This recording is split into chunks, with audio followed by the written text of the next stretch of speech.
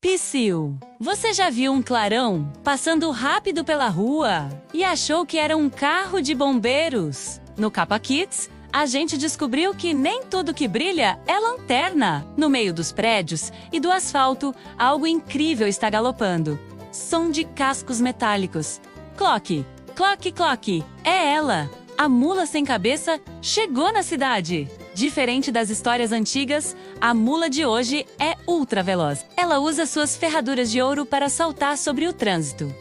Por onde ela passa, as lâmpadas da rua brilham mais forte. Mas sabe por que ela está aqui? Ela é a guardiã do fogo que dá vida. Ela protege as pracinhas, os gatinhos de rua e até as árvores que tentam crescer entre o cimento. Ela protege os gatinhos de rua e até as árvores que tentam crescer entre o cimento. Cuidado! Se a mula sem cabeça vê alguém jogando lixo no bueiro ou maltratando uma plantinha, ela solta seu relincho de fogo. Não para machucar, mas para avisar. Ei, a cidade também é nossa casa. Ela é a chama que não deixa a esperança de um mundo limpo apagar.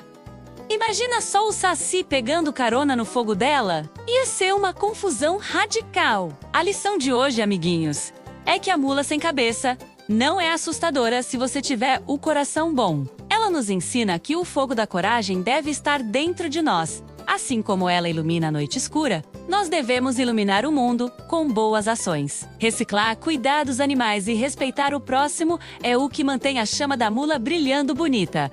Uau! A nossa coleção de lendas está ficando incrível. Você já viu os vídeos do Saci e da Yara aqui no canal? Se não viu, corre lá. Agora, um desafio. Se você promete cuidar da natureza aí na sua rua, escreva Chama Ligada nos comentários. E não esquece, segue o Kappa Kids. Curte esse vídeo e compartilha com aquele amigo que morre de medo da mula, para ele ver que ela é nossa amiga. Até a próxima aventura, exploradores!